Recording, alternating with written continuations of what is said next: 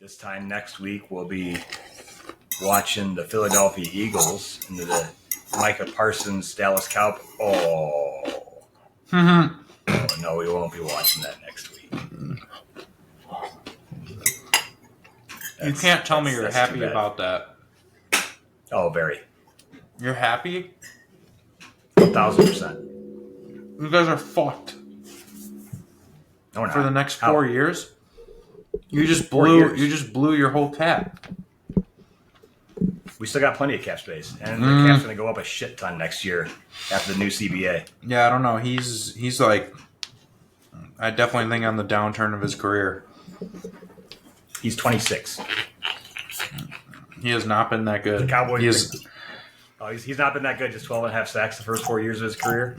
Only guy to do that was Reggie White, and who was older when he did it. He's been like eating ice cream and not practicing this offseason.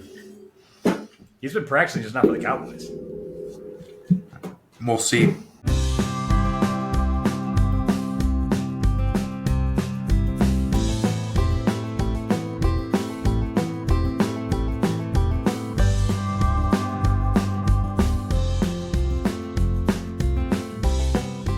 Podcast about bourbon and the ones who drink it. This is Bourbon Matters. Welcome to Bourbon Matters. I'm Jake. I'm Dan. And I'm Gold Eagle Jake. Today we are talking about NDPs, non-distilling producers. Which we have. Do you want to tell us what that means, Jake? Yeah, I mean, we've talked about. There's an episode in the past titled NDPs, I'm pretty sure that we did, but this was at least a year ago, and we primarily focused on barrel craft because you rewind a couple years back and that was really all there was. What's that noise? Is there like an alien coming down? I think someone outside is riding an electric bicycle. Okay. Sound like you're about to get like abducted. Yeah.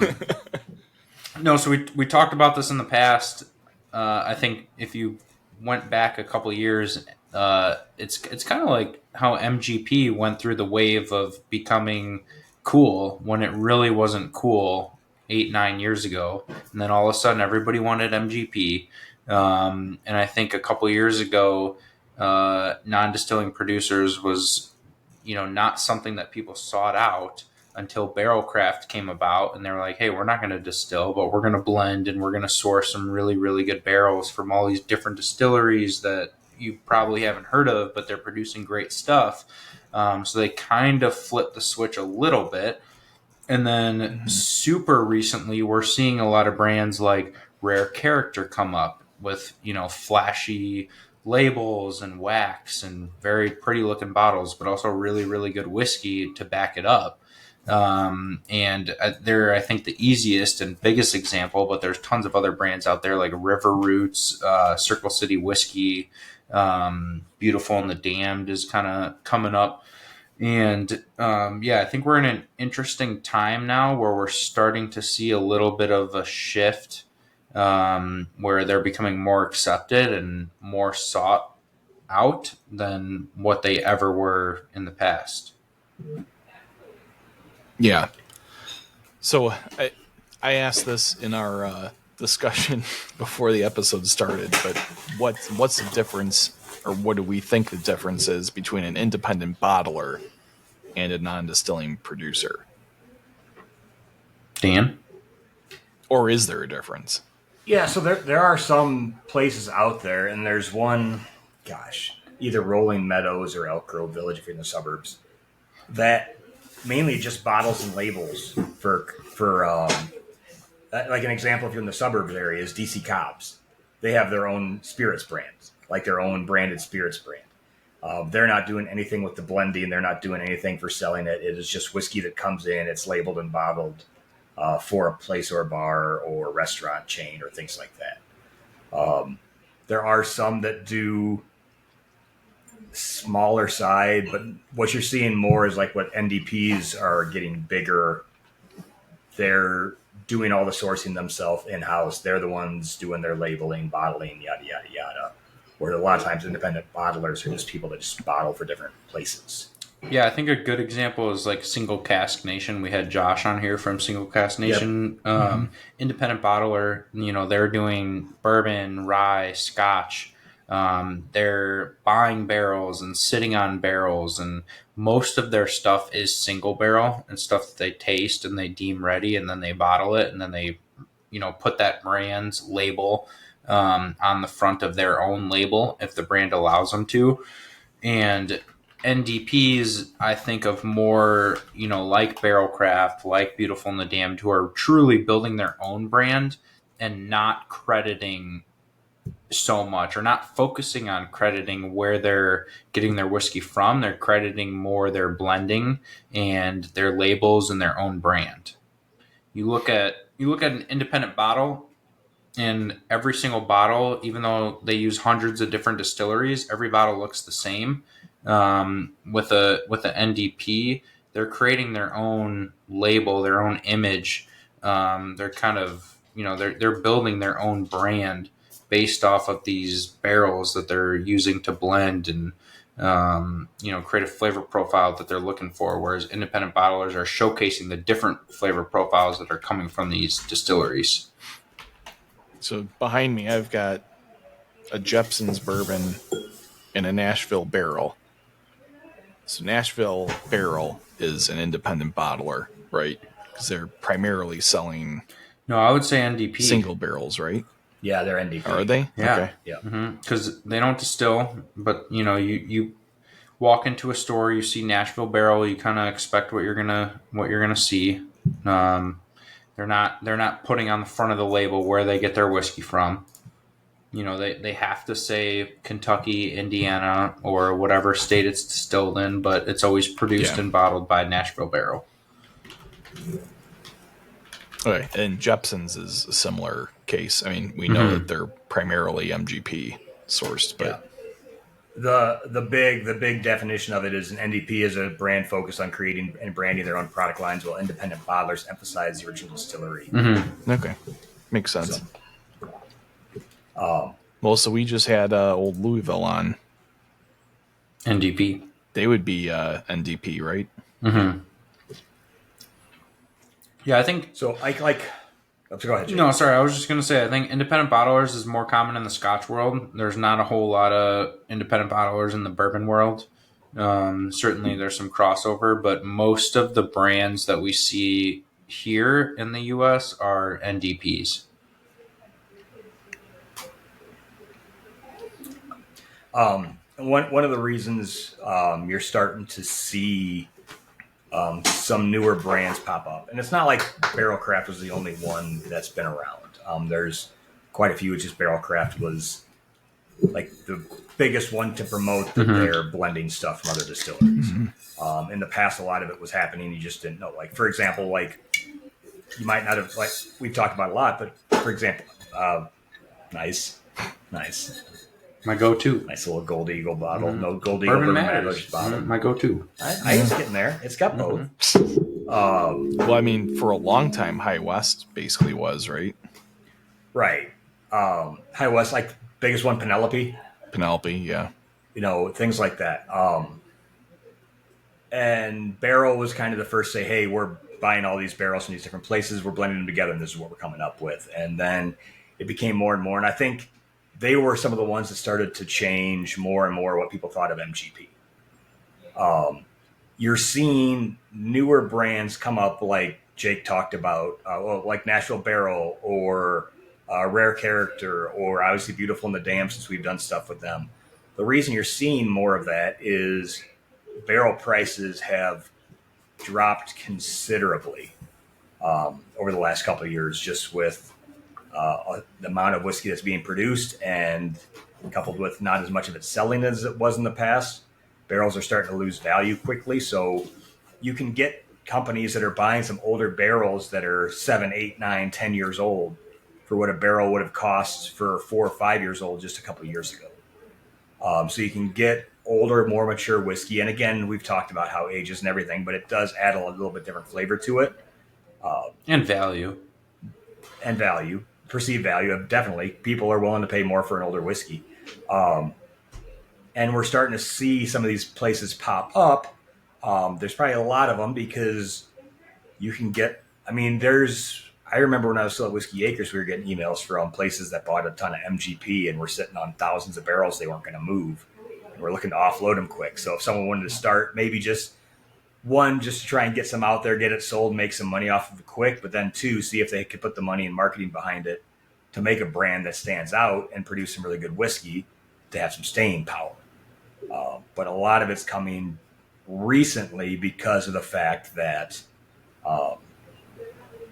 you can get barrels at a lot lower price than you could in the past, which is helping the price for older whiskey because, I mean, even just Jake, you can correct me if I'm wrong. Even 2 years ago, you would find NDPs selling a 7 or 8 year old bottle for the same thing you're getting a 10, 11, 12-year-old bottle for. Oh yeah, just 2 years later. Yeah, absolutely. So I mean, we've kind of always gone by the rule of thumb of about, for a craft or a small distillery, figure about $10 per year of age,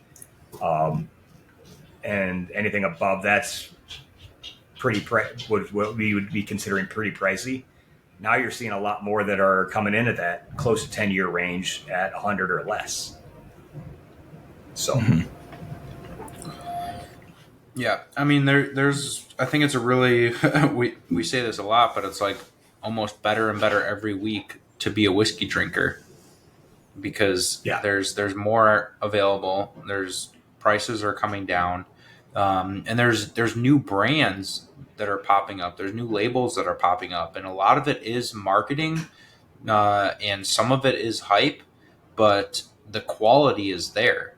Like you can argue that Rare Character is all hype and marketing, but you can't argue that they don't have really good whiskey because almost everything I've had and what other people have said from flavor profiles on Rare Character is like almost every bottle is a hit.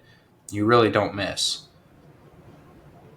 Yeah, I think it's a little too expensive, but they are all pretty good. Yeah, I mean they were kind of the first ones to come in as an NDP and like make a big statement, and like they nailed it with the wax and the different colors and the stickers on the front of the bottle.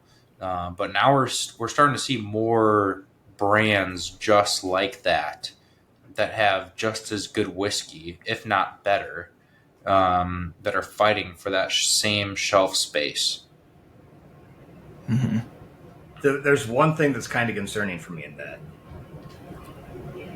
Is whiskey going to go the way of wine, same way wine does? Where eventually it doesn't matter what's in the bottle, it's just how the bottle looks. Now you're Jake, kind of already there, but Jake, your store is a little different because you guys have a lot smaller wine section than a lot of other liquor stores in the area, comparatively, compared to the amount of stuff you have in other things. And I can tell you that, like, just when I've seen people buy wine, usually one of the first things they go to, especially if they're not big into wine, is one with a cool bottle. Well, yeah, if it's heavy, if it has a really pretty looking label, like that's a big thing for wine is how thick the glass is and how heavy the bottle is. That gets a lot of people. Like you recommend a wine, they pick it up and they're like, "Ooh, yeah, this is like a thick, heavy bottle of wine. This must be good if they're using this quality of glass." So yeah, I think we're kind of shifting a little bit that way, but most of the NDPs right now that are starting to build some hype and build some steam do have really, really good whiskey in the bottle. I mean, right. But my concern is what happens if everyone starts to do this and it starts to become more like wine. I'm totally with like you. People like Rare Character that are selling theirs for $120. That's better whiskey. Someone just decides to buy a $50 bottle that looks similar, and it's 3-year-old MGP or Bardstown. We're not going to see that. No, I mean it's like there's always going to be people that buy Yellowtail. Yeah. Well, yeah. I mean that's your Jack and your Jim drinkers. Yeah. But no, that's your people that are drinking because they want to get drunk for cheap. We're certainly going to see flashy, good-looking bottles that don't have the quality that they should, but I don't think we're going to see the 3 and 4 year stuff anymore because barrel prices have come down so much. Yeah, that's fair. That you can, like, you'd be stupid to bottle anything less than 6 years and charge over $30 a bottle. Yeah. I think more competition is better Absolutely for the consumer in this case. And like brands will suffer because of that in the long run. Like probably a significant portion of the market's gonna fail, like in the next 5 to 10 years. But it helps drive prices down for the consumer, and if you're in the whiskey drinking game.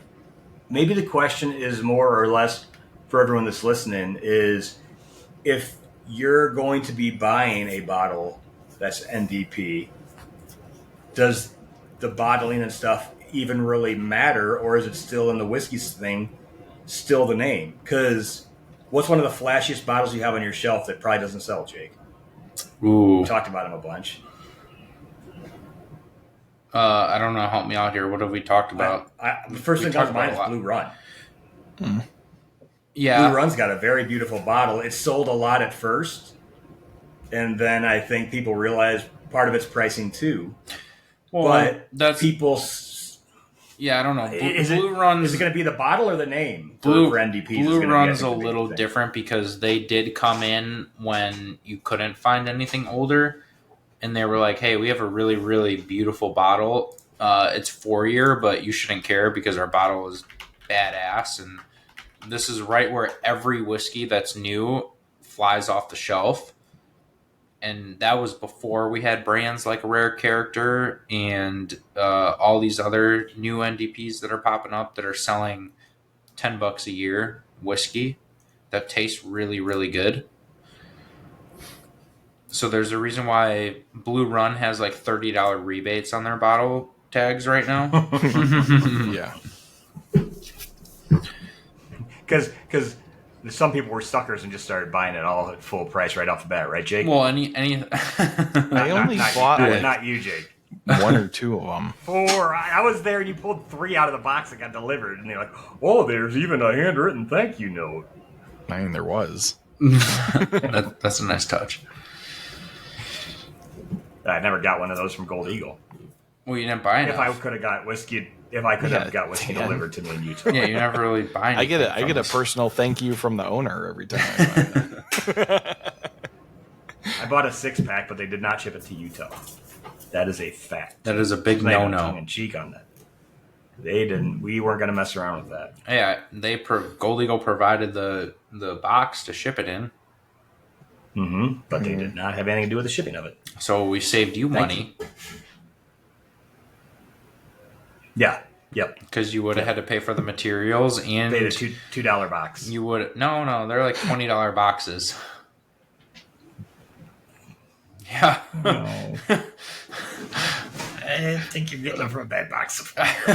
we get the best pricing from Uline. We get the deepest pricing on case 1. a styrofoam 6-bottle shipper is $17. Jesus. Mm-hmm. I mean, you put anything in there, it's not going to break. The styrofoam inserts, the box on the outside. Yeah. I used the box to unload. Isn't expensive. It's the styrofoam. Yeah. Yeah. I used to unload semis in college for UPS. Challenge accepted, Jake. Yeah. We also, when we ship, we have to pay insurance, which is like $8-9 a shipment, and we have to pay signature, which is $8 a shipment. So there's like $16 right off the bat, plus shipping fees $10. And then like $10 to ship it. So that's why we're like $35 to ship something. But I always tell people that's why it's also a flat rate shipping for up to 6 bottles too. Yeah, you don't buy one bottle and get it shipped. Like you buy as much as you really can afford because every bottle after one only adds $1 to $2. Yeah. Anywho, back to NDPs. Mm-hmm. So I think it'll be interesting to see how it goes if it's more still the branded whiskey as we get more and more NDPs with flashier bottles out there, or if it's actually what the bottle looks like. Because it's a combination of there's both. going to be a mix. Yeah, it's a combination of both, and I think that's only going to be more and more true as we go on, because we will see more brands, and the brands that are already established, like Rare Character, are going to start to do more volume because they're having a lot of success. So they're trying to buy as much barrels up as they can. Yeah, Okay. I mean, well, like I think Rare Character, Dark Arts, and Penelope are like good examples of the different marketing like strategies. Like Penelope's, I'd say pretty like normal whiskey bottle kind of style. But also, You know, it's Penelope is a little different only because they're known as an MGP brand, and oh then yeah, for sure. they were bought by MGP. Like I mean that's, specifically because Dan's talking about how bottles look, but like but it's a good looking yeah, bottle. I mean yeah, it looks like a upper tier bottle, but it's not anything particularly attention grabbing. Right. Like Rare Character all has like some kind of unique sticker, either art or something else The to like sticker, indicate. art, and wax. That's the future. Yeah, the wax is the big one for It's sure. not hand dipped. Yeah, No, Hand dipped red wax can't do it. no, you can't. Well, you can't drip. yeah, You can hand dip, you can't drip. Get dripped. That's yeah. But then like Dark Arts is like a totally different. It's like the short stubby bottle. He's got the cool different toppers on him. He's got the cool logo, the big logo sticker with the guy doing alchemy and stuff. But I they're know also Jake is kind of not really calling Dark Arts and NDP, but no. I mean, they are, but like when I think of Dark Arts, I think of finished whiskey, and I think of like yeah, it's a little bit the alchemy of finishing different, and blending. And yes, we got to get Macaulay on here to talk more in depth about Dark Arts. But when you think of Dark Arts, I think of unique finishes and pushing the boundaries when it comes to finishing whiskey. And you trust what they're doing when they're finishing. Like it's not going to be overdone. It's not going to be underdone. You kind of expect a certain flavor note, and they usually hit it right on the dot every single time. Whereas brands like, I hate to keep using them, but they are like the easiest example, Rare Character. Like they're not known for finishes, and those are probably the only bottles from them that I've tried that I didn't really love was their finish stuff. They're just known for sourcing really, really good barrels and bottling them at the right time. yeah. But I think there'll be, if you have $100 and you're looking at a shelf full of things that you have no idea what anything is, you're probably going to pick the most interesting looking bottle. That certainly is a huge factor. Not only do you want to pick the interesting one because it stands out on the shelf in a liquor store, but you also want your shelf at home to look flashy. Yeah. So you want a bottle that's going to stand out. Then when people come over, ooh, what's that? Can I try that? Yeah. Mm-hmm. I want to go back to what you were just saying about brands, that specialize in finishing, because one brand that's kind of died that was particularly known for that was Nulu. And they've basically disappeared. At least hype has completely disappeared around them. They were like, I don't know, a year or two ago, they were like the hottest. 2 or 3 thing. probably. Yeah, 2 or 3. But yeah, I mean, that's a pretty interesting case. So I mean, also an NDP, but heavily focused on finishing. Yeah, I don't know.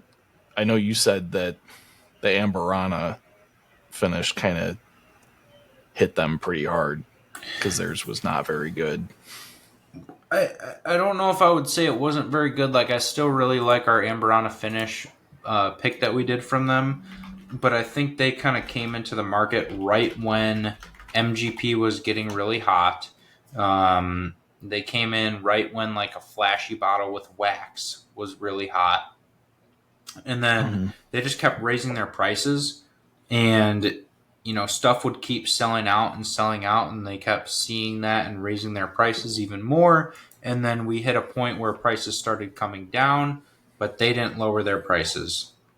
And like they just kept going up and up and up. And nobody wants to pay $100 for a 6-year MGP bourbon that's finished, because everybody has 6-year MGP bourbon now.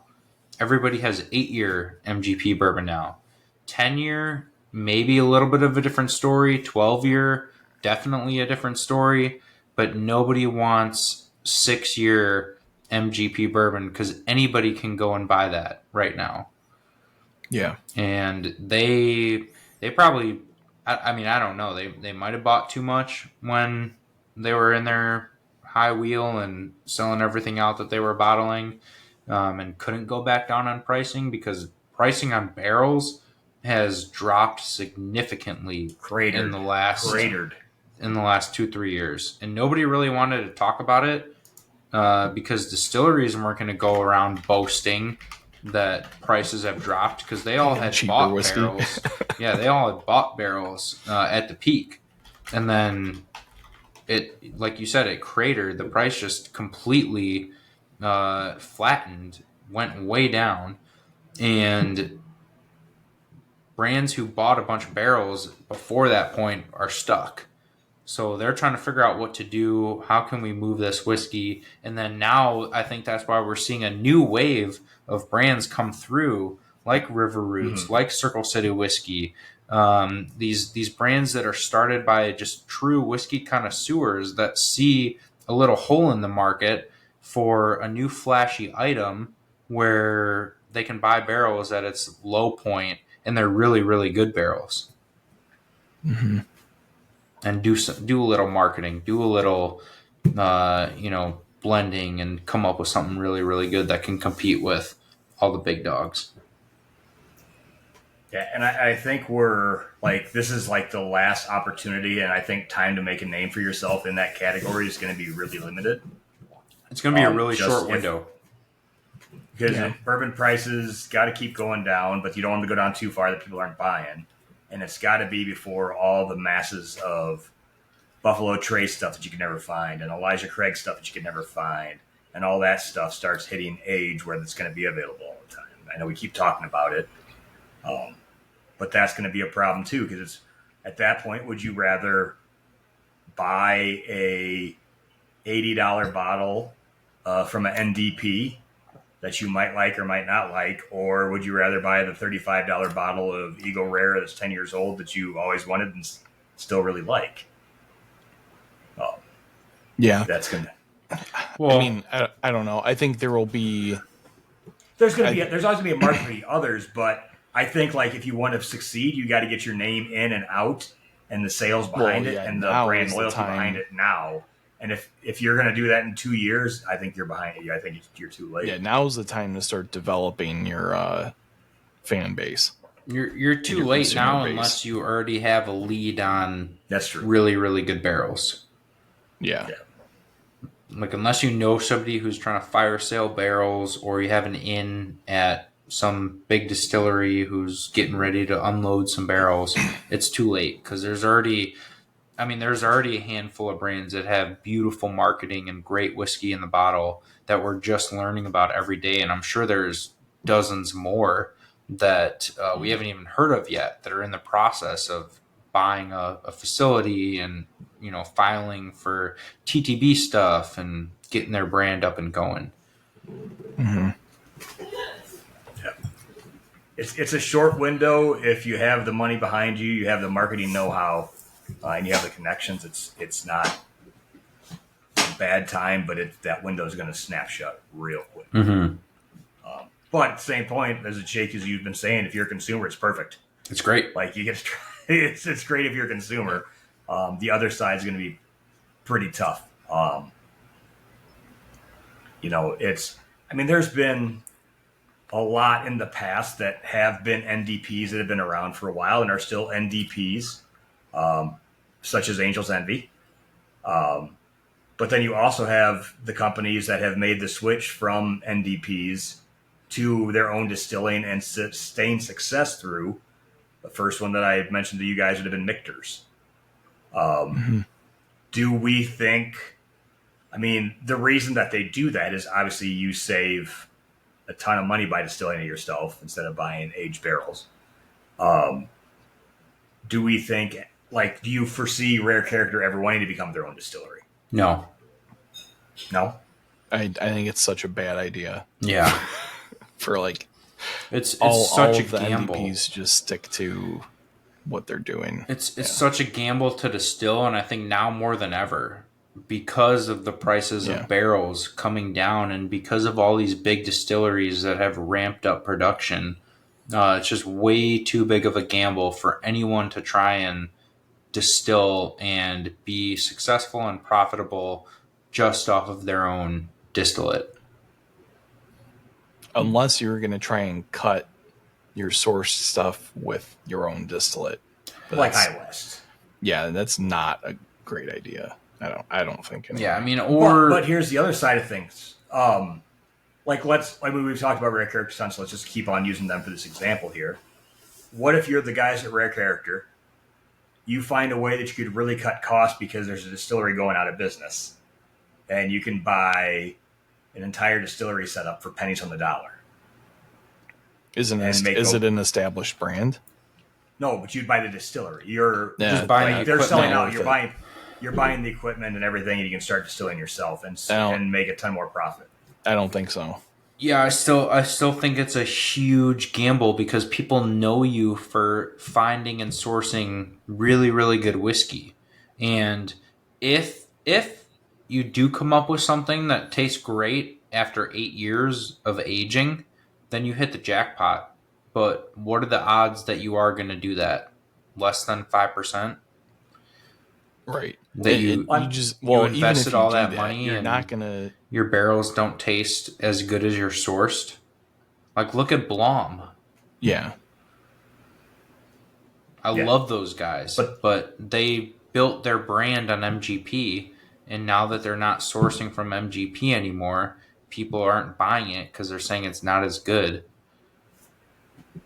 Mm-hmm. Yeah. But the other thing I think is that even if you, like Jake said, hit the jackpot on a 8-year whiskey that you distilled yourself, you're never going to get your costs in line with the rest of the market that's comparable. With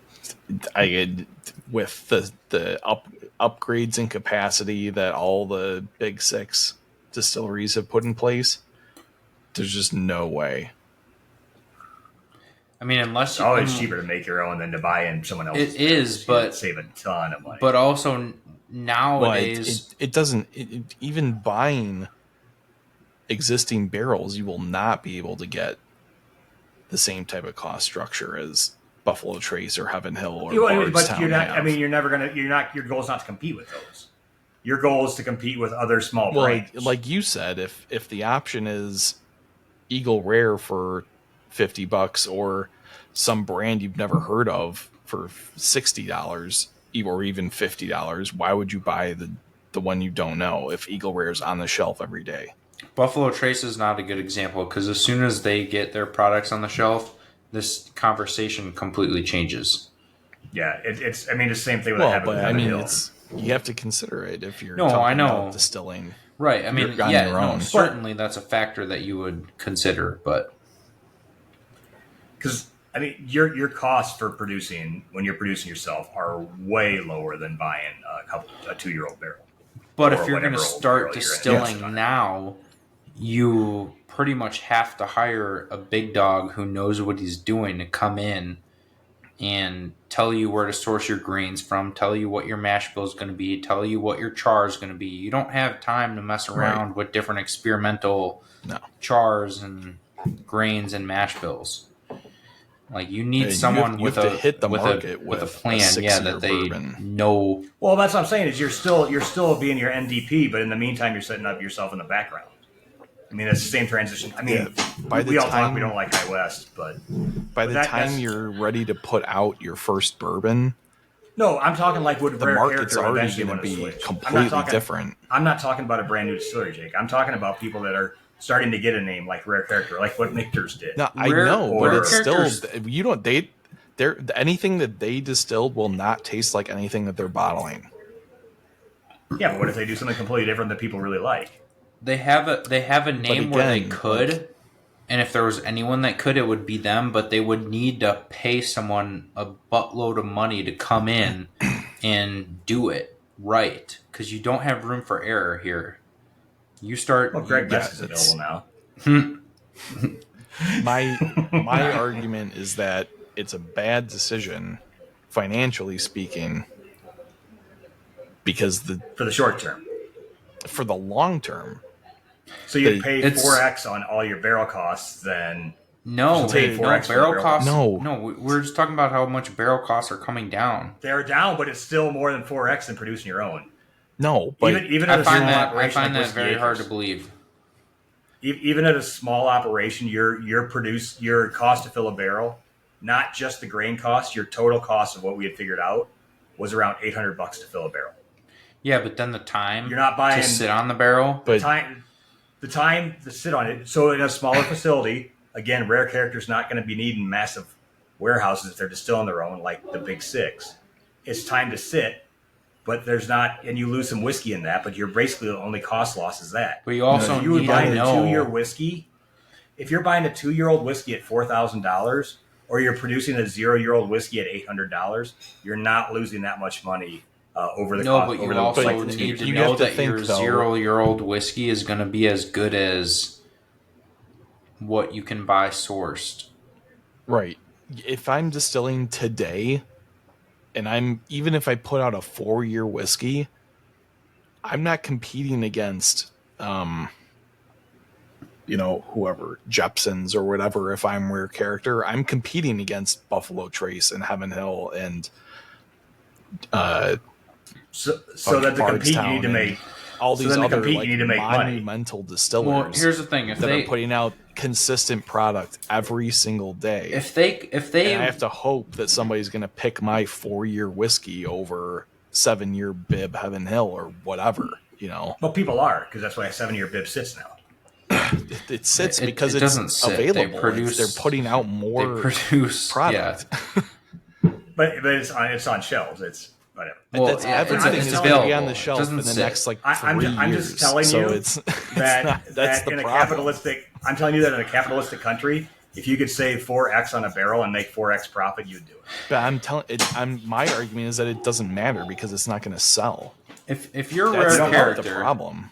and you decide to So Victor's doesn't sell. and you decide to distill your own bourbon, and you wait 8 years to put out your first release of bourbon, I don't care how You're many. not waiting 8 years though.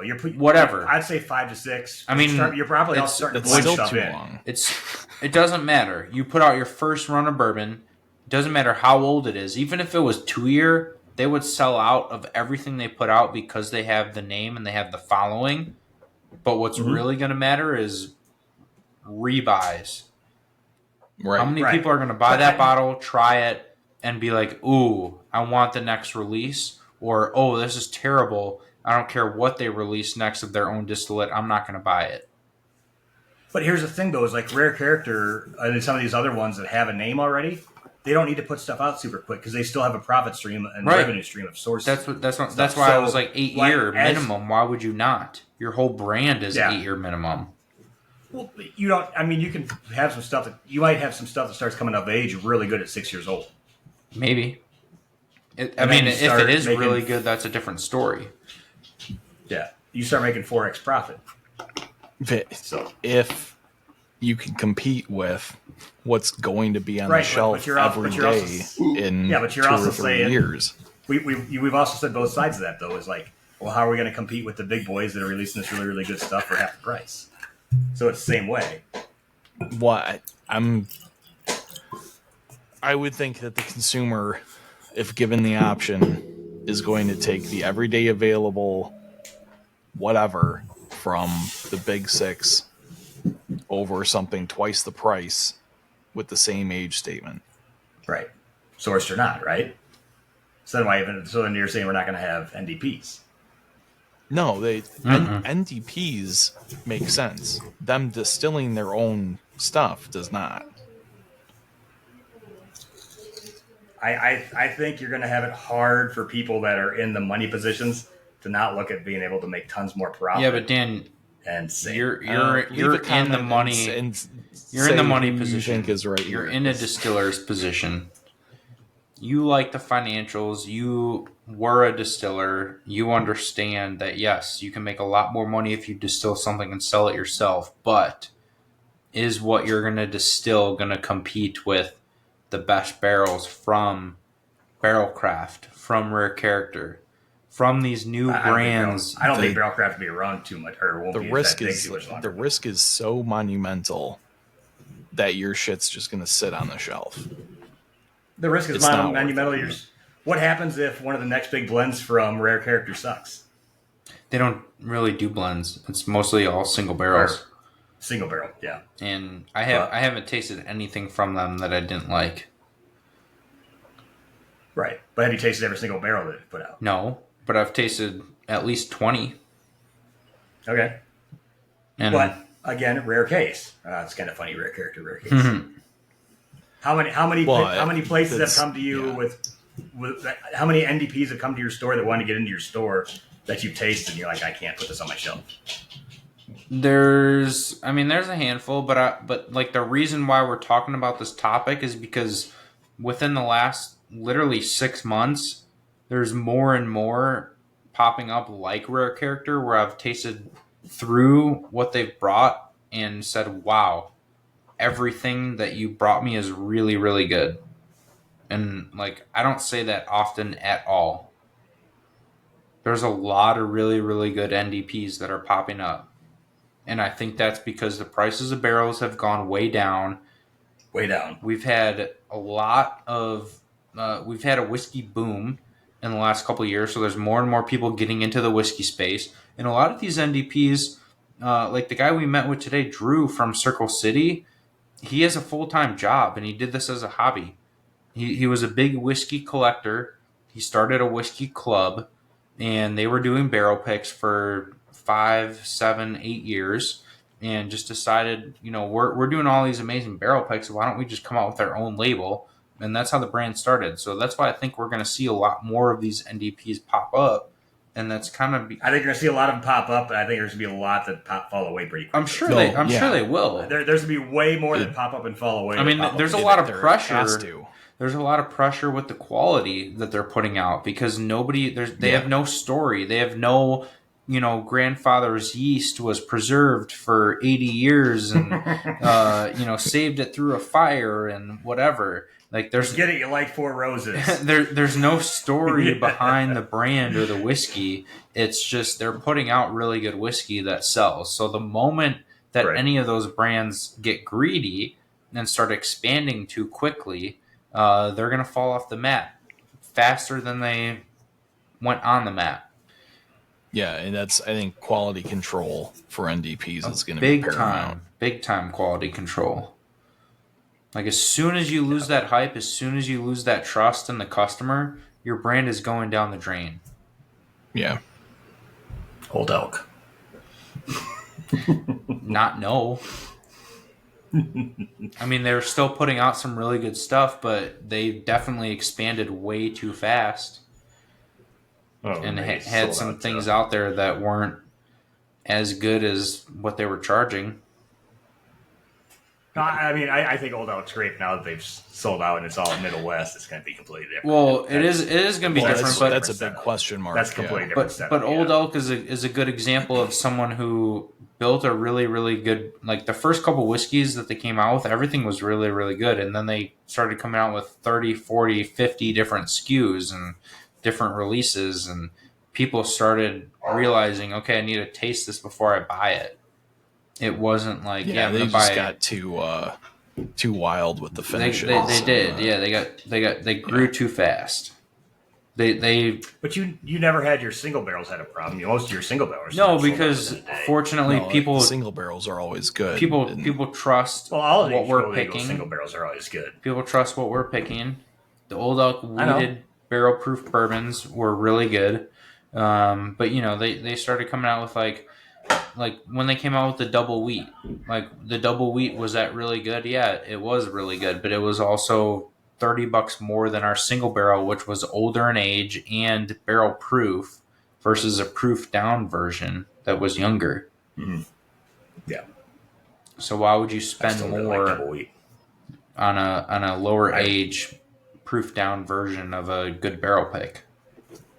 The double wheat was overpriced, but I still would have bought it. I was thinking about it for $75. No, yeah, $80. It was great. No, it was $100.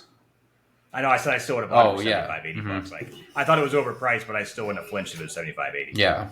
So, like the 4-grain they came out with, the Infinity series. We can go on and on how many different finishes and different releases they came out with, and prices for them kept going up and up and up. And they actually were one of the many brands that started to come down in price in the last couple of years, because they realized our stuff isn't moving like it used to, and we do need to make a little bit of a correction. Yeah.